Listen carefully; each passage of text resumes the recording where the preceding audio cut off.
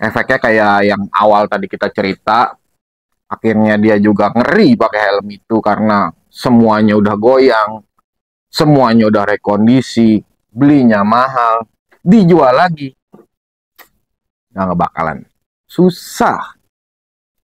Assalamualaikum warahmatullahi wabarakatuh. Selamat pagi, siang, dan sore kawan-kawan. Di video gua kali ini, uh, gua mau curhat lagi nih tentang perjualbeli helm-helm second. Karena dari video gue ini nanti korelasinya itu berdampak memang penting buat keselamatan kawan-kawan. Dan ini terjadi belum lama sama dulu gue pernah punya beberapa karyawan ya. Tapi itu nggak gue sebut sebagai karyawan. Partner gue yang membantu di workshop gitu. Tapi kan berganti-ganti karena memang gue meng-hire salah satu perkumpulan anak muda yang memang tekun-tekun, rajin-rajin, baik-baik anaknya, kreatif. Sorry sambil ngerokok ya. Jadi salah satu dari mereka kemarin ada yang meninggal karena ya salah satu faktor memang dari helm juga. Oke brother, jadi kita sedikit curhat nih. Kemarin ada salah satu uh, customer ya, yang sebelumnya gue nggak pernah kenal, sebelumnya gue nggak pernah tahu dia siapa gitu. Tiba-tiba dia nge-DM butuh jasa gua untuk mengetahui bahwa helm yang dia beli itu sebenarnya original apa enggak gitu. Singkat cerita dia sampai ke workshop, terus kita diskusi, banyak ngobrol, yang intinya dia nanya, helm gue ini original apa enggak bang? Dan kondisinya rekondisi apa gimana gitu. Memang secara sepintas waktu dia datang aja gue udah melihat ada kecurigaan dari helm tersebut. Gitu. Bahwa helmnya ini adalah helm yang memang cukup berumur gitu. Bukan helm baru tapi kondisinya terlihat sangat sangat cerah warnanya dan nggak main-main, masalah ini helm harganya lumayan mahal gitu. Ya karena kita diminta tolong untuk mereview kondisi helm ini seperti apa, ya kita review ya. Kan kita dimintakan tolong gitu. Terlebih dia memang nggak terlalu paham soal helm tersebut. Jadinya eh tibalah saatnya gue review itu helm. Dia tanya, menurut lu gimana bang, dah helm ini kayak gimana? Oke, menurut gue helm ini adalah rekondisi, walaupun motifnya asli. Taunya rekondisi dari mana? Oke, gue jelaskan satu persatu. Helm setua ini nggak mungkin warnanya secerah ini bang. Satu, kok bisa berasumsi seperti itu bang? Ya karena sebagus-bagusnya orang nyimpen helm, sebagus-bagusnya perawatan orang merawat helm, apalagi terbilang helm Snell 2005 ya, sudah pasti ada penurunan dari kualitas apapun itu. Tapi tidak menutup kemungkinan bila helm itu belum ada modifikasi, kondisi spare partnya masih pada cakep, masih pada bagus. Jadi satu yang gue lihat dari helm ini adalah kecurigaan dari warna. Warnanya sudah banyak rekondisi. Apalagi bang, kedua dari kerapihan karet-karet bawahnya. Karet bawahnya sudah pernah dibuka. Di situ adalah indikasi bahwa helm ini adalah tanda kutip repaint. Bukan repaint keseluruhan, motifnya bener asli, tapi helm ini repaint. Kemungkinan helm ini ada dua, antara pernah jatuh atau memang kondisinya caur sebelumnya, jadi direkondisi. Biar bagaimanapun yang namanya masang karet ya, apalagi yang gue lihat di helm ini, ketika dia masang karet, dia masangnya itu langsung hajar, dalam artian lem-lem lamanya yang ada di shell dan yang ada di karet itu nggak dia bersihin, jadinya pas kepasang bergelombang.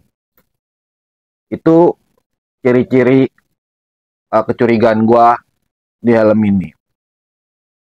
Bener, pas dibuka sedikit, ditekan sedikit, copot. Kenapa bisa copot? Karena lemnya ngambang. Antara lem yang ada di karet nggak dibersihin dan yang di sel nggak dibersihin, akhirnya lem yang baru itu ngambang. Efeknya apa ya? Karetnya gampang buka. Paling mudah seperti itu. Di depan orang itu karetnya kebuka. Ya, dengan sangat menyesal gue bilang memang helm ini ternyata rekondisi. Terus ada lagi nggak bang? Dia penasaran. Oke, kita terawang bang. Kita pegang secara overall ya. Kalau helm ini benar-benar bukan rekondisi, helm ini hanya sekedar touch up ya, kayak mungkin ngesol sedikit, itu masih mending ya. Kalau ini udah rekondisi dalam artian ada warna merahnya, ori warna merah ya, ditimpa cat warna merahnya juga. Jadi bener-bener ditebelin, semua warna ditebelin. Efeknya apa? Dekal yang ada di helm itu nggak akan terasa. Jadi helm ini kelihatannya halus aja. Kalau helm ori itu pasti kelihatan dan terasa. Gelombang ketika lu pegang itu ada gelombang dekal-dekalnya. Dan dekal itu nggak mungkin warnanya ngeblok. Pasti ada dot, titik-titik-titik. Entah titik-titik kecil atau gede gitu. Dan itu nggak akan bisa ditiru sama pen brush atau freehand juga tetap nggak bisa. Karena memang itu adalah printing. Tiga penjelasan itu sebetulnya sudah membuat dia paham ya tentang kondisi helmnya. Kita telisik lagi lebih jauh, di tempat terang ternyata benar. Ada beberapa posisi yang memang warnanya bocor. Dalam artian bocor itu kalau dekal asli warnanya lurus ya. Taruhlah garisnya garis lurus gitu. Tapi ketika helm ini direkondisi, dia mau bikin garis pasti ditutup sama yang namanya masking ya, atau selotip kertas. Nah, biasanya cat itu belum terlalu kering atau memang maskingan yang nggak terlalu rapat nempel, ada cat yang bocor. Jadi garisnya itu nggak full blok rata ya, tapi ada cat-catan yang rada-rada luntur-luntur sedikit bocor. 4 indikasi itu dia udah melihat, dia makin yakin helmnya yang dia beli adalah rekondisi. Ditambah lagi sizingnya nggak sesuai sama dia.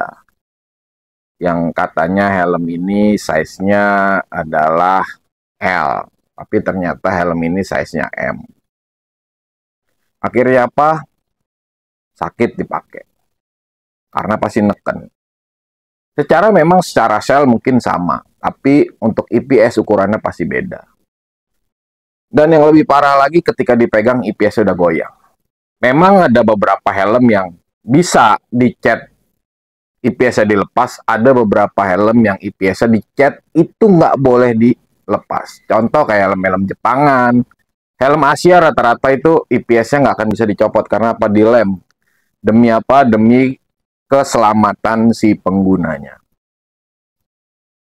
Overall dia udah sangat paham bahwa helm ini adalah minus. Kita berbicara kenapa IPS itu goyang. Ini ada contoh nyata ketika waktu itu gue nanganin salah satu pembalap yang memakai helm lokal ya. Dia disupport sama memang pabrikan lokal. Dia bikin motifnya itu di tukang cat yang biasa bikin helm-helm pembalap. Sudah dibilang, yakin mau bikin di sana? Yakin. Lu tahu prosesnya gimana? Karena gue sebelumnya udah pernah tahu proses dia ini asal nabrak. Yang penting warnanya jadi. Maksud gue asal nabrak begini, dia nggak memperdulikan keselamatan si pembalapnya tentang apa yang ada di helm. Pokoknya helm ini, wah bongkar lepas bla bla bla. Nanti udah jadi pasang lagi. Bro, semua orang bisa bongkar, bisa pasang. Tapi belum tentu tahu pasangnya itu yang aman seperti apa. Si tukang cat ini melakukan hal serupa. Kita tanya, karena beberapa pembalap yang dia kenal, dialihkan ke sana sama dia. Kawan-kawannya dialihkan semua ke sana. Lu bayangin satu pembalap dapat 3 helm. 3 helm itu semua musnahkan karena apa? Karena kelakuan si tukang catnya itu. Sudah ngecatnya mahal, hasilnya berantakan. Gue bilang berantakan karena IPS-nya goyang. Dia main asal pasang, wah pokoknya berantakan lah. Udah terkenal lah pokoknya, itu tukang cat pokoknya udah terkenal. Yang pasti bukan di daerah Jakarta, bukan di daerah pinggiran Jakarta juga, biar lu juga nggak menebak-nebak ya. Pokoknya ada di tengah. Pokoknya seperti itu.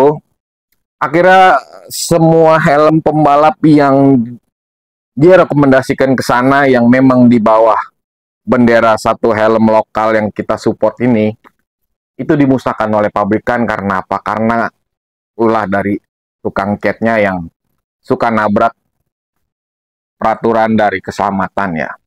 Dan itu sangat fatal. Kenapa sangat fatal? Terjadi sama salah satu partner gua yang dulu pernah berkumpul kerja juga di sini. Yang biasa kalau setiap tahun kita di bulan puasa itu kita selalu bikin acara buka puasa bersama. Kita bagi-bagikan makanan. Ini perkumpulan anak-anak paling top. Rajin-rajin, kreatif, jiwa sosialnya tinggi, namanya Tribun Kuy. Ini gue tribut. Pokoknya video ini tribut untuk almarhum ya. Semoga almarhum diterima di sisinya. Karena itu anak baik. Umurnya jauh sama gue mah di bawah. Tapi jiwa sosialnya tinggi, itu yang gue salut.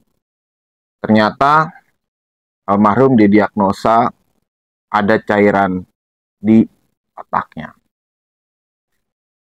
Almarhum nggak pernah ngomong kondisinya seperti itu, tapi setelah ditelisik kemarin itu ketahuan karena pernah terjadi benturan. Dirunut sama kakaknya, ternyata memang pernah dia menolong kawannya waktu itu di daerah Babelan. Rumahnya padahal di Ciledug, bro. Jauh, bro. Babelan Ciledug tuh sekitar 35 kilo lebih lah itu. Kawannya motornya mogok. Disetut sama dia. Entah gimana, itu subuh kejadiannya.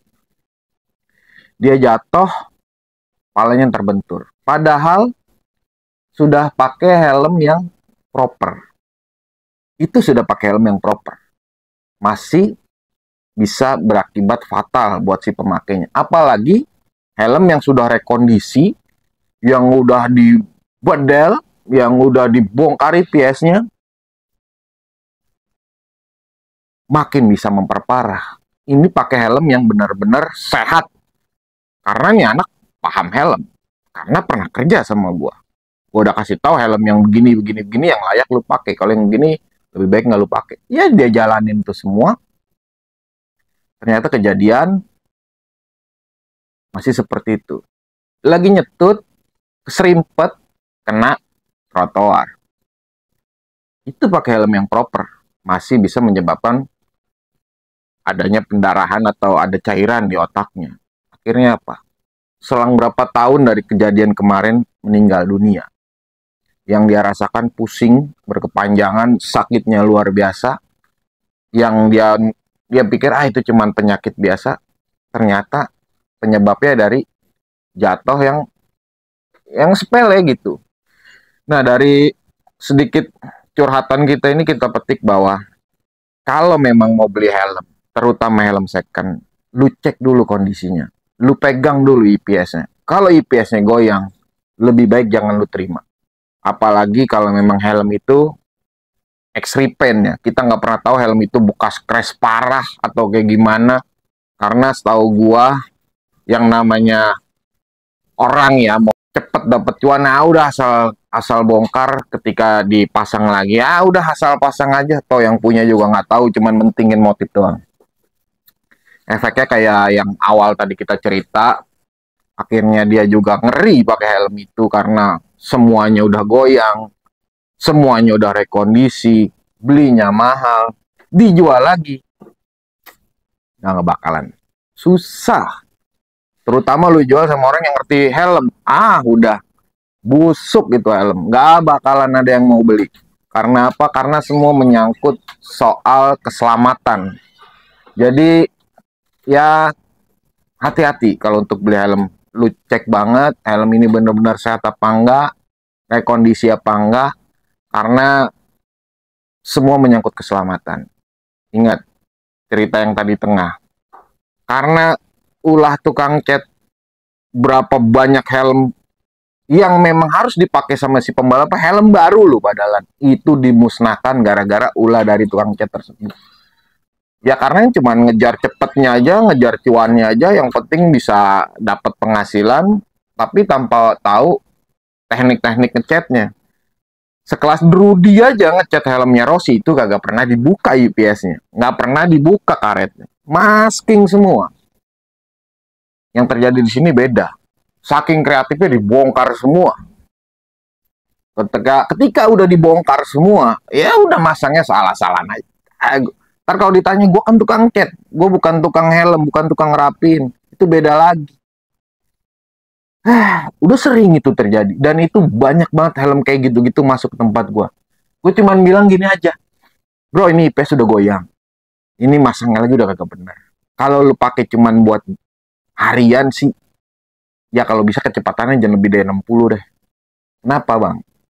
Karena kecepatan 0 dari 60 lu masih bisa prediksi. Tapi kecepatan 60 up, hanya Tuhan yang tahu. Jadi segitu aja saran dari gua. Mudah-mudahan sedikit ilmu ini bisa bermanfaat buat kawan-kawan dalam hal mau beli helm second. Dipikirkan baik-baik, dipikirkan baik-baik, dipikirkan baik-baik. Salam dari gua Wahyu Andi S. Ciao.